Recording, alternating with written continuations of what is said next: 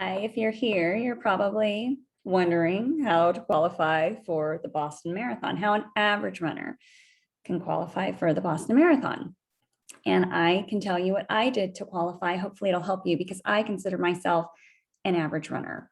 And when I say average, running never came naturally to me. In high school, I used to walk the mile. In college, I started running, not for my college, but I started running to, I gained some weight. I wasn't happy with it. And so I started running because I had to work out early and the gyms by me weren't open early enough. So I was like, okay, I'll start running. And I really started to enjoy it. And soon after I started to run marathons, not soon, a couple years after. But so anyway, I've been running for 15 years and running marathons for 15 years. And so at the end of the video, I'm going to give you my running history. I just don't want to put you to sleep at the beginning of the video. So if you're interested, you can hang around at the end.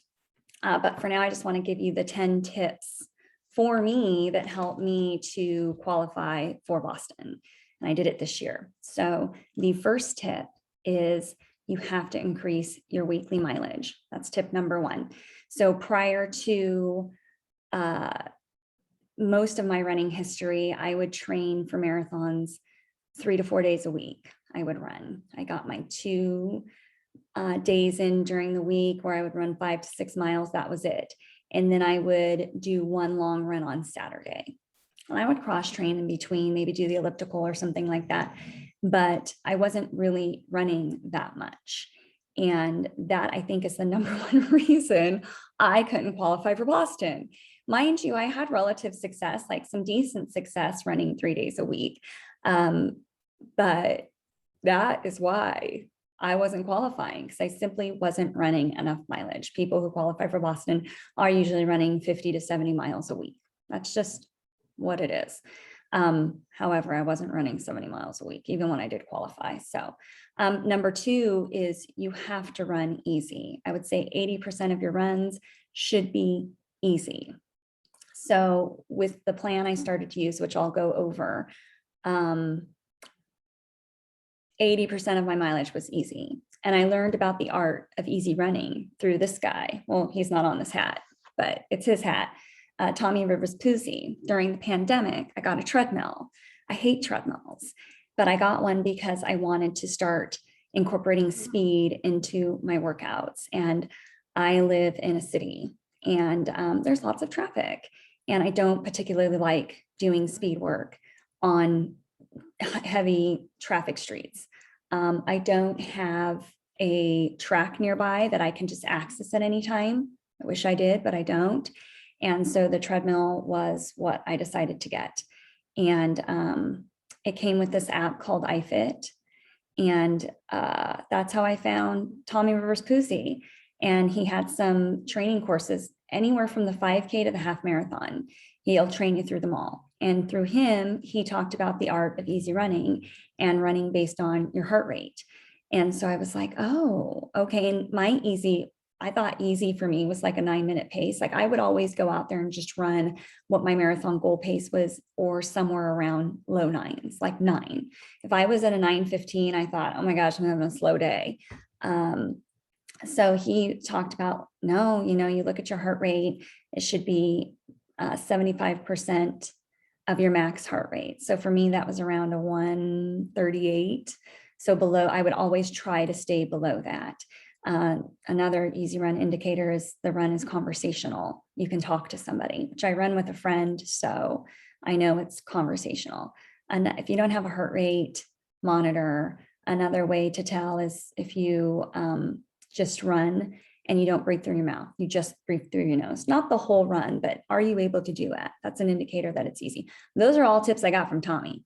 I did have a running coach a couple of years ago. Didn't work for me, but this did. And so I learned so many tips from him and it completely changed my running. So thank you, Tommy.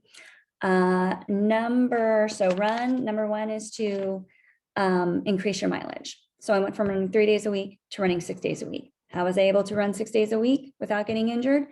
80% of my runs were easy. And I'll give you an idea of like what my typical week would look like. And then number 3 is choose a plan. Number 3, choose a plan that supports your goals. So I knew that I wanted to increase my mileage. I knew that I wanted the plan to incorporate easy runs. And so I had read a lot of research on Hanson's.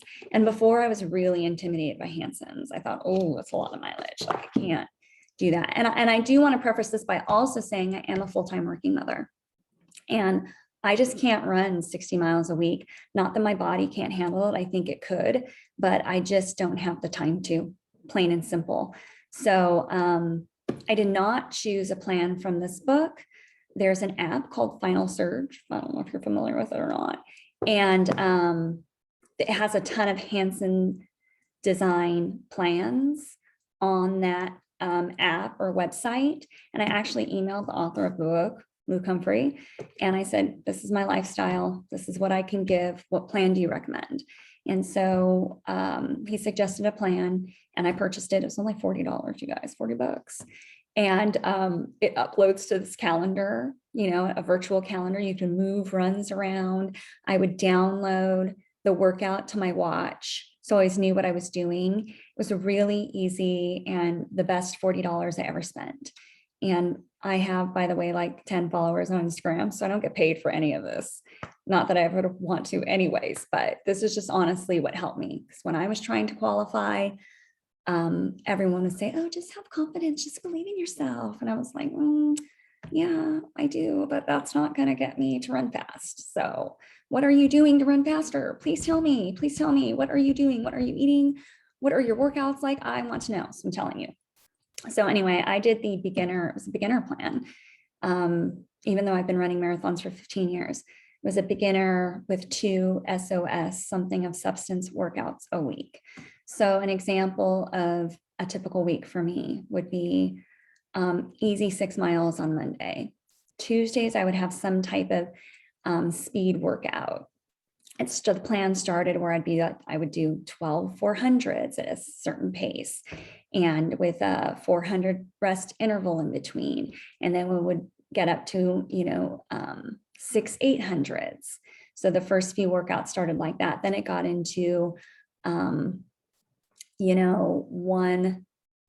6 mile repeats, or 1 mile repeats 6 times at, my marathon strength pace, which is your marathon goal pace minus 10. So for me, that was an 8-minute mile.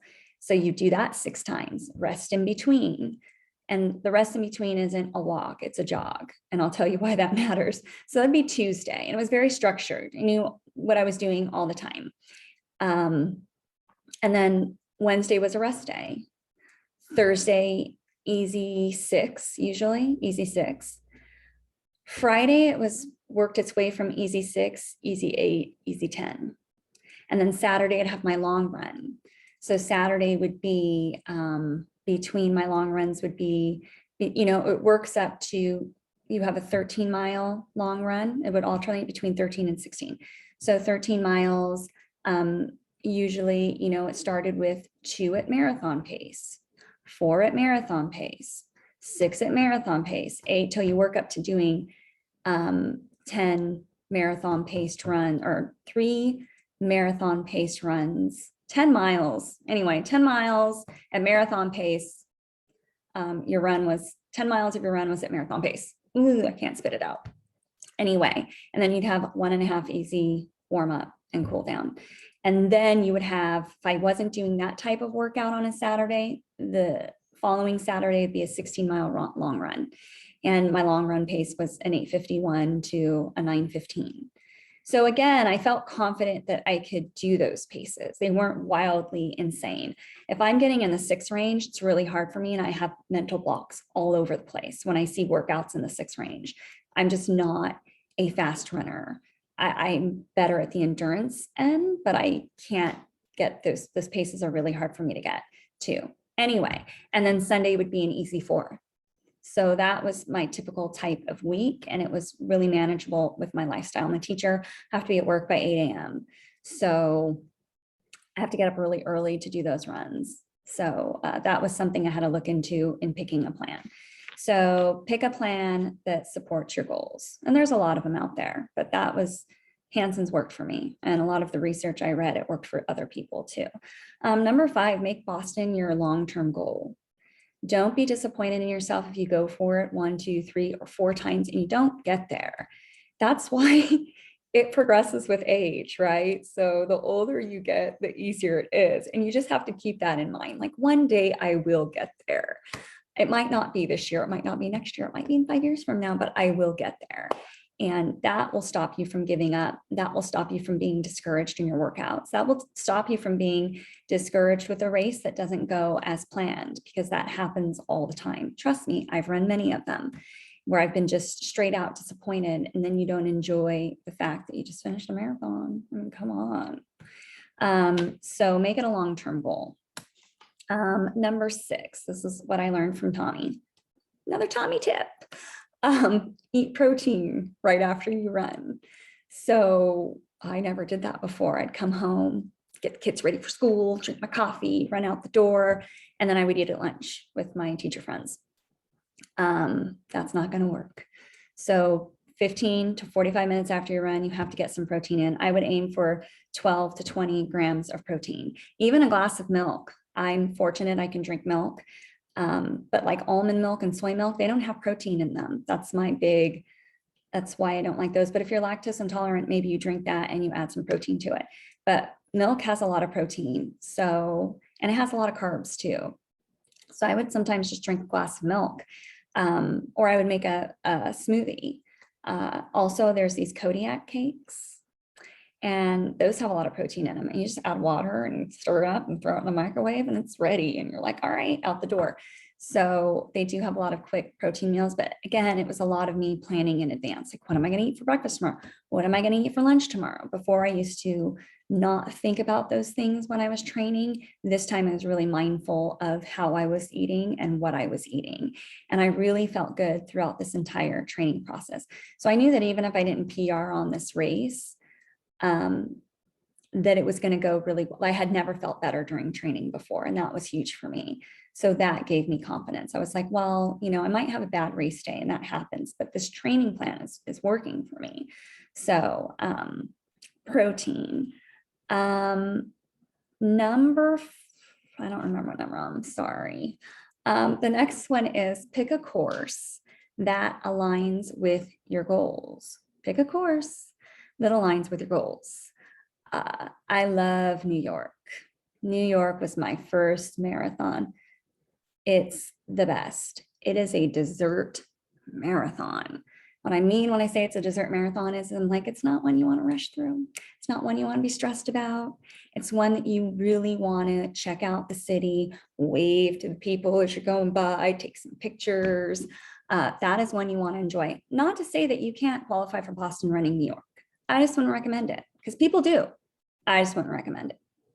I would pick a smaller local race, because as I've gotten older, I'm 43 now, I think I already said that, but I'm 43 now. And as I get older, I don't travel like I used to. And so to change time zones for me is exhausting. I already don't sleep well as it is. And so to change a time zone for me and then to have to race, I'm not setting myself up for success. So now I'm fortunate. I live in California. I have a lot of really nice races near me, like Mountains to Beach. That's a good course if you want to qualify for Boston. And it's a great weekend away. If you live close, I would recommend that one. But what I've had a lot of success on these, what has made me successful are these Revel races. And I think a lot of people do the Revel races specifically because they want to qualify for Boston. This one has 30% of its people qualify for Boston. So you want to look for courses that are flat or that have a really high percentage of people that qualify for Boston.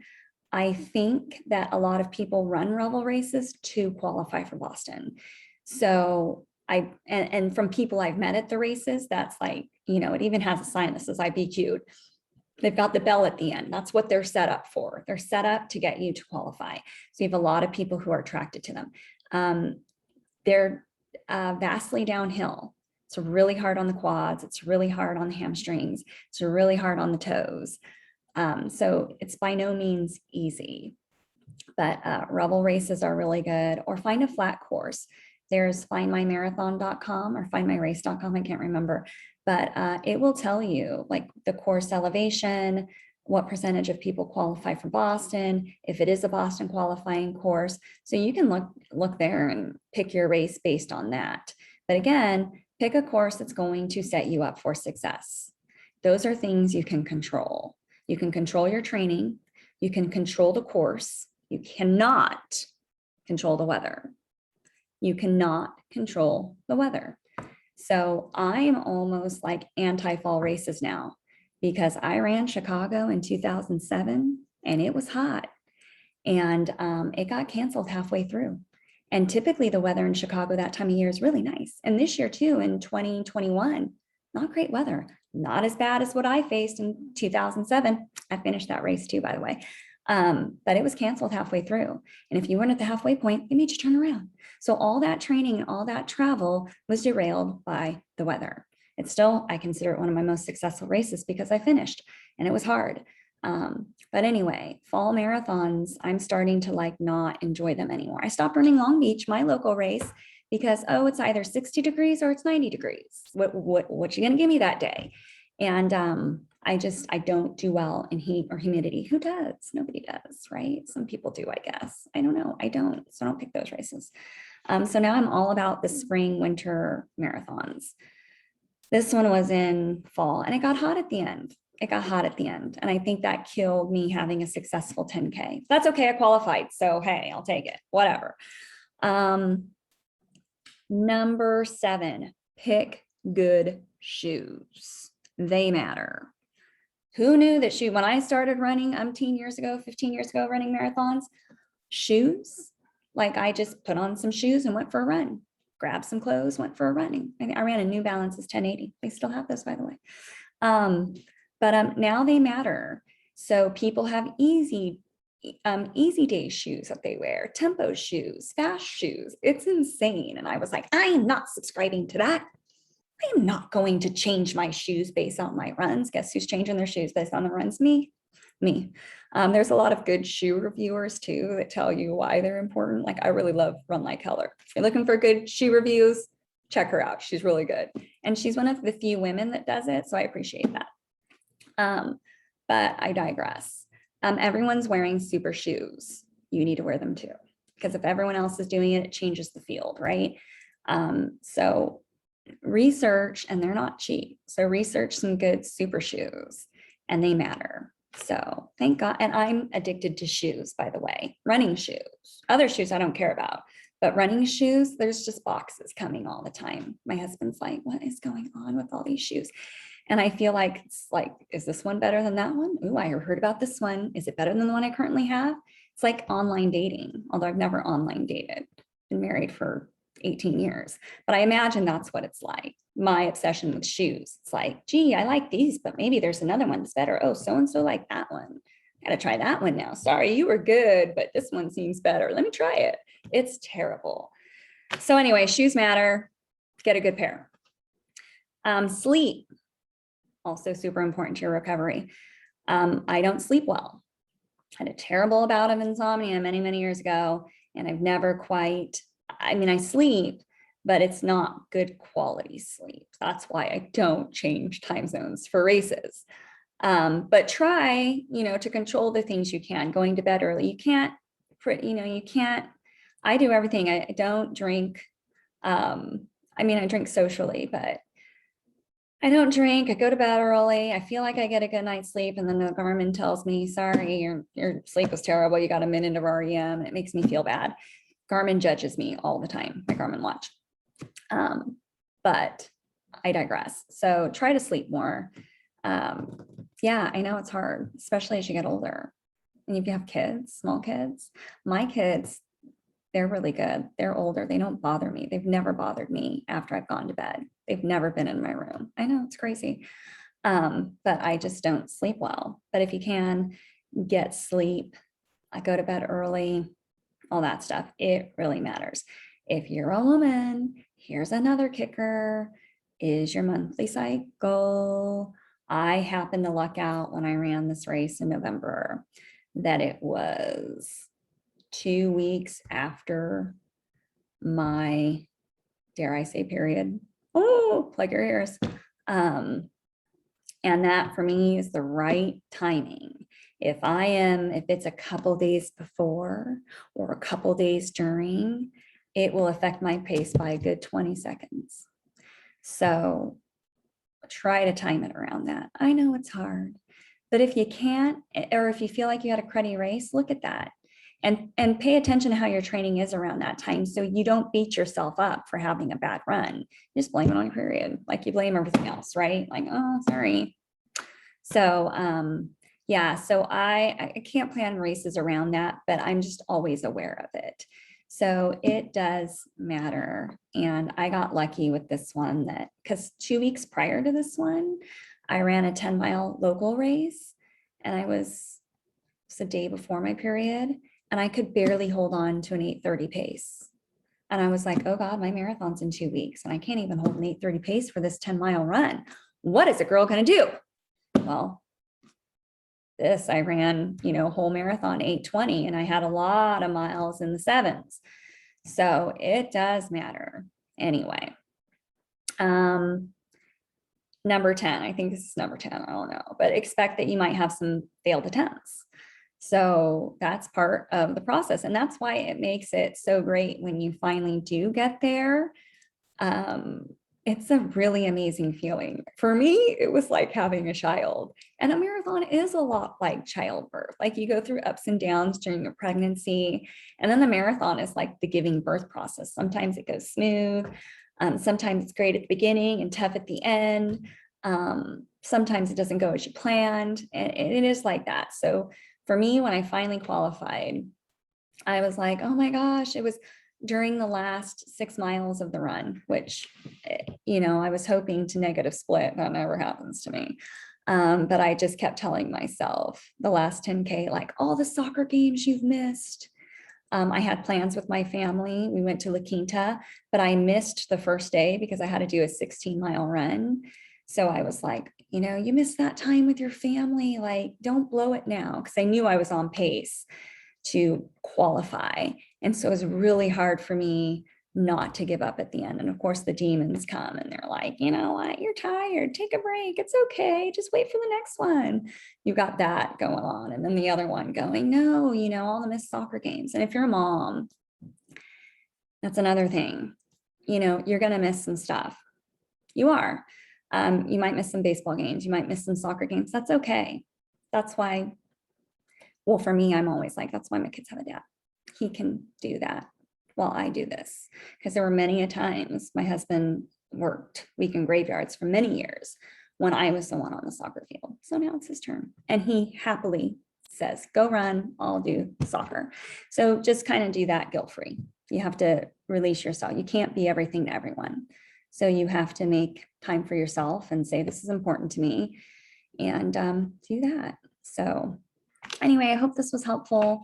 Again, when I was first when I first decided I wanted to qualify for Boston, there was no tips on how to do it. No one was specifically going into their training. Although Run Like Heller does. She tells you what she does week by week. I loved it. I was like, oh my gosh, finally someone's sharing what they do. And I don't want to be on Strava. It's just going to make me feel like crap. Like, oh, they did this and I'm doing this and the comparison game. I don't need it. But that's me. I don't do Strava. So anyway, I hope this was helpful, but I'll give you a brief history if you want to listen. If not, you can turn it off. And by the way, this is free. So, I'm sorry if I'm not great. It's not my forte, not a professional. So my first marathon was 2006, New York, ran it in 4:21. And I used this little book, you guys, 4 months to a 4-hour marathon. It's Runner's World.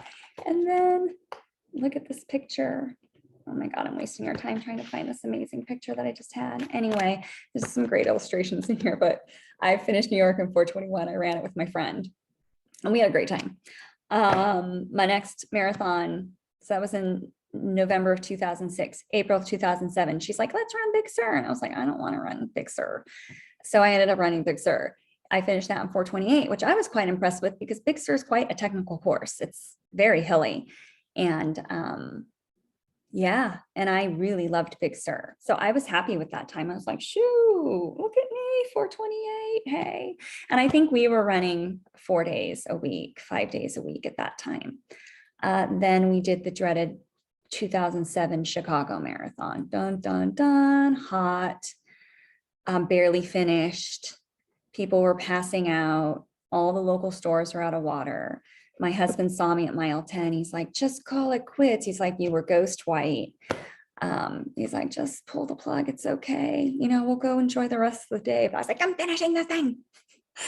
So, yeah, it was kind of traumatic.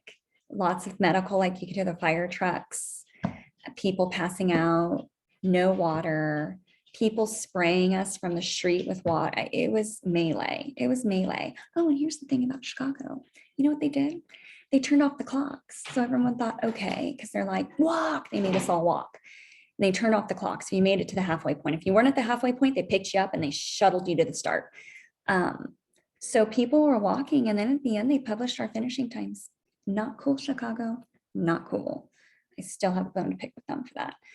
I think I finished that in like 5:30. What do you do? My next one was I had 2 children. And so I had my youngest son in 2011. And I was like, I think I'll run Long Beach in 2014. Bad idea. Because my son was only a year and a half. And my husband was working weekend graveyard at the time. And I was working full time. So I would work all week. Oh, and I was getting my master's degree too, by the way. Work all week. He would leave for work on Friday. I really wouldn't see him till Sunday when he got off.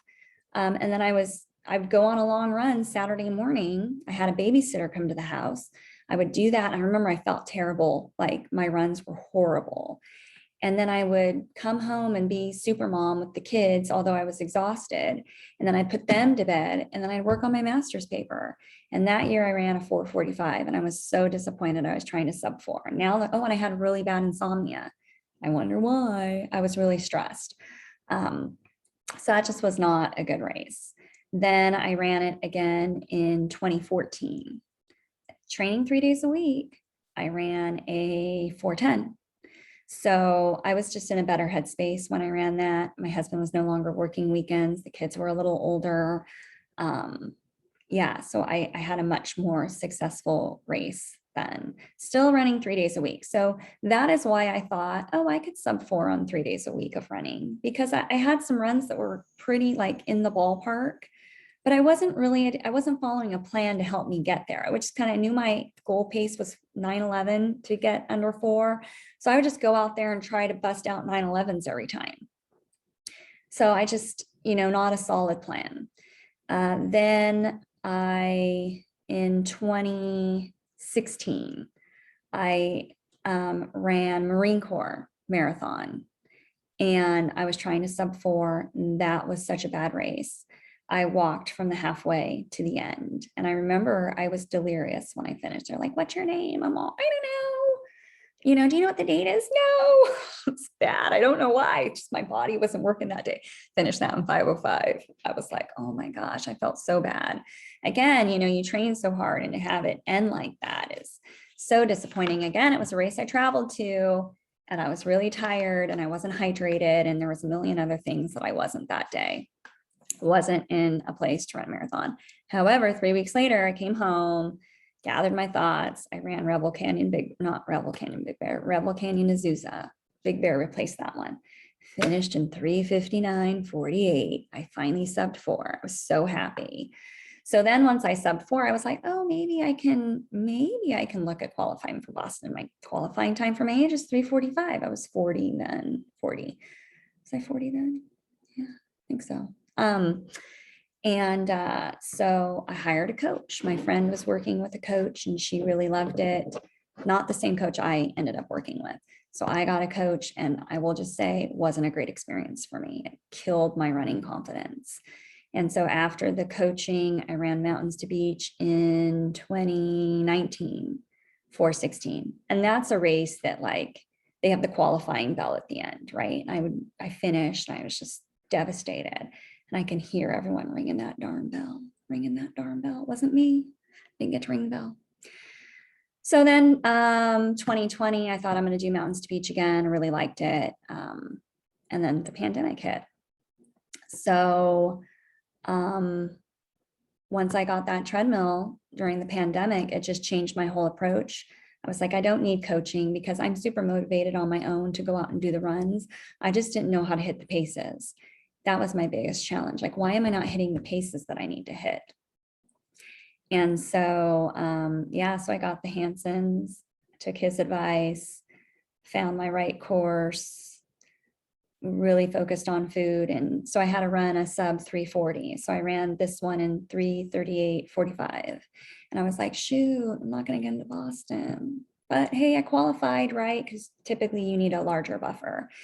And turns out, guys, I missed the 2022 qualifying, to register for Boston for 2022. I missed it by a day because the registration closed on November 12th. I ran the race on November 13th. And so I can register next summer in 2022 for the 2023 race. Well, in 2023, when I run Boston, I will be 45, which means my qualifying time is 3:50. So now I have like an 11-minute buffer. So I hope I get in, fingers crossed for me. But I am going to do Revel Canyon in April just to try to get like a 3:35. I'm going to work on that. Hopefully that goes well, just to widen it a little bit. Although they accepted everyone for 2022 who qualified. So I would have gotten in 2022. So I don't know. There's something to be said about being an average runner and qualifying for Boston. There's some superficial validation that it gives me, like, hey, I am a real runner. And I know everyone's like, if you run, you're a real runner. But like, there's just something to be said that an average person can, hard work and effort does pay off. And you start to question things like, maybe I just don't have the time to do it. Maybe if I had a flexible work schedule, maybe if I was a stay-at-home mom, I can run more. Like those thoughts, the negative real starts to come through your mind. And I thought that sometimes, like, you just don't have the time. Your work schedule just won't allow you to do it. But proved myself wrong. So anyway, good luck to you on your running journey. And I hope that these tips helped. So have a great day. Happy running. And maybe I'll see you out on a course. Bye.